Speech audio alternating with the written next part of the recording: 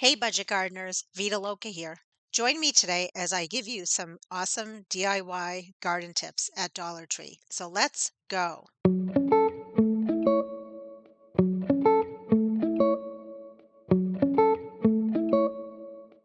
Do you have an issue in your garden where animals are eating or chewing some of your smaller plants? Well, there's a great cheap solution that you can find at Dollar Tree. They have mesh wire baskets in different colors and different sizes. It's a cheap solution to a major problem that we all face. You could always turn it into a DIY project and add your own handle on the top. But check out the prices of how much these run for on Amazon. It's crazy. If you've planted out tender flower or vegetable starts and you're still getting cold weather, you can always put a plastic cloche on it, which is like a mini greenhouse, and it will protect your plant. It even has a built-in humidity control. You can't beat the price compared to what you'd pay for on Amazon. Have you ever heard of the tub trucks that you use when harvesting flowers or vegetables? Dollar Tree has something very similar, and they have them in very pretty colors.